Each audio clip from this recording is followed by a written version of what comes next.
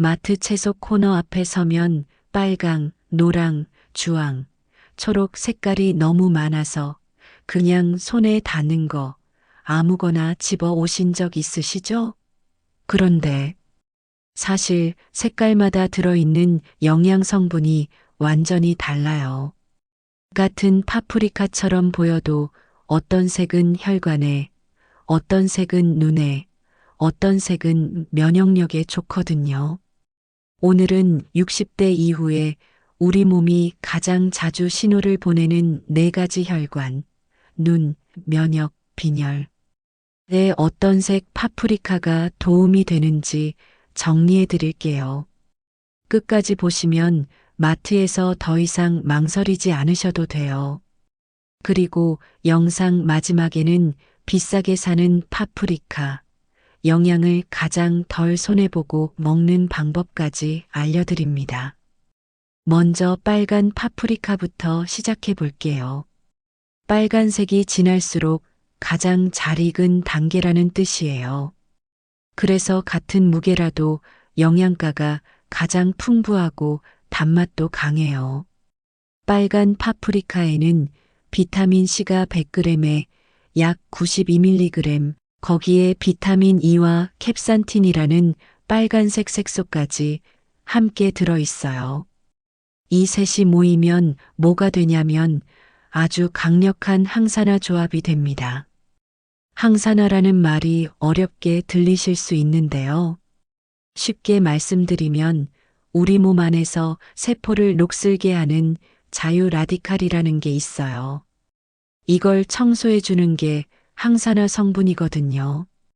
특히 60대 이후에는 환절기마다 감기가 쉽게 오시거나 한 번 걸리면 잘 안 떨어지는 분들이 많죠.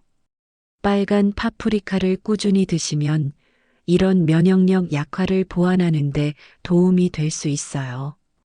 그런데 면역력만 챙기다가 막상 눈이 점점 침침해지는 분들이 많거든요. 다음 색이 바로 거기에 답이 됩니다. 주황 파프리카는 한마디로 눈을 위한 색이에요. 주황색을 만드는 게 바로 베타카로틴이라는 성분인데요. 베타카로틴은 우리 몸에 들어오면 비타민어로 바뀌어요. 비타민어가 뭘 하는 성분이냐? 눈의 점막과 망막 세포를 유지해주는 핵심 영양소거든요. 그래서 주황 파프리카는 노안이 진행 중이시거나 저녁만 되면 시야가 흐릿해지는 야맹증을 겪고 계신 분들에게 특히 도움이 될 수 있어요. 황반변성이 걱정되시는 분들도 마찬가지고요. 여기에 한 가지 꿀팁이 있어요. 베타카로틴은 기름과 함께 먹어야 흡수율이 올라가는 성분이에요. 그래서 생으로 그냥 드시는 것보다 올리브유 살짝 두르고 가볍게 볶거나 살짝 데쳐서 드시면 훨씬 효율적이에요. 지금까지 두 가지 색을 알려드렸는데요.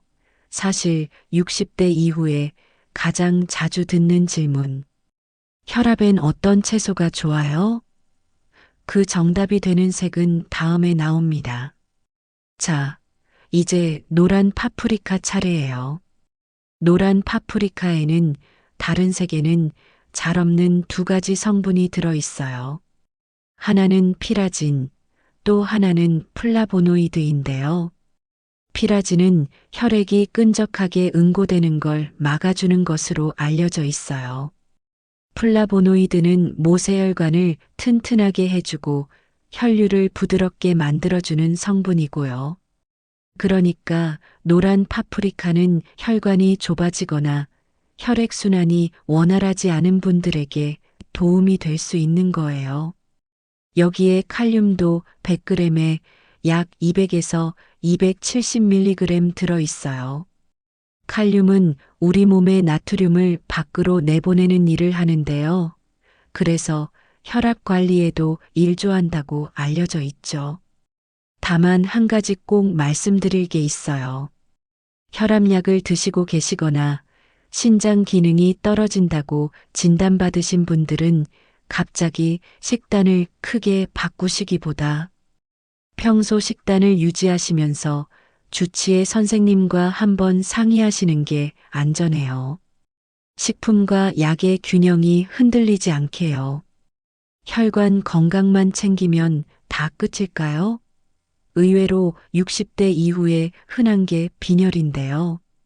다음 색이 바로 그 빈혈에 도움이 될 수 있는 색입니다. 마지막 색, 초록 파프리카예요. 초록 파프리카는 가장 덜 익은 상태인데요. 그래서 단맛은 적지만 의외의 강점이 두 가지 있어요. 첫째, 비타민 C 함량이 100g에 무려 162mg으로 빨간 파프리카의 거의 2배에 가까워요.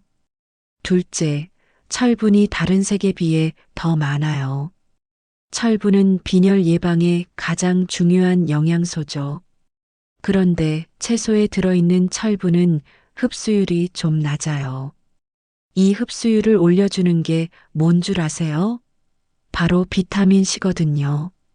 그러니까 초록 파프리카 안에 철분과 비타민C가 같이 들어있다는 건 둘이 손잡고 작용한다는 뜻이에요.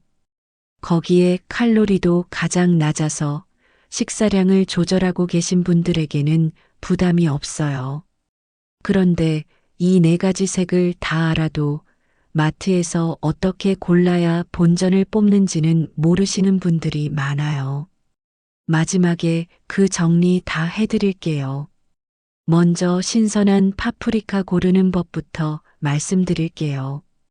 세 가지만 보시면 돼요. 꼭지가 푸르고 단단할 것, 표면이 반질반질 광택이 날 것, 그리고 손에 들었을 때 묵직한 느낌이 날 것. 이 세 가지가 신선도의 기준이에요. 그리고 아마 가장 중요한 부분일 텐데요. 한 가지 색만 고집하지 마시고 일주일에 두세 가지 색을 번갈아 드셔보세요. 빨강은 면역력, 주황은 눈, 노랑은 혈관, 초록은 빈혈 이렇게 색마다 강점이 다르니까. 로테이션으로 챙기시면 영양 균형이 자연스럽게 잡혀요. 조리법도 짚어드릴게요. 비타민C는 열에 약해요.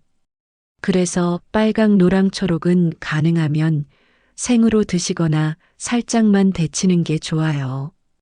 반대로 베타카로틴이 풍부한 주황은 기름에 살짝 볶으셔야 흡수율이 올라가고요. 보관은 냉장고 채소칸에 일주일에서 열흘 정도가 적당해요.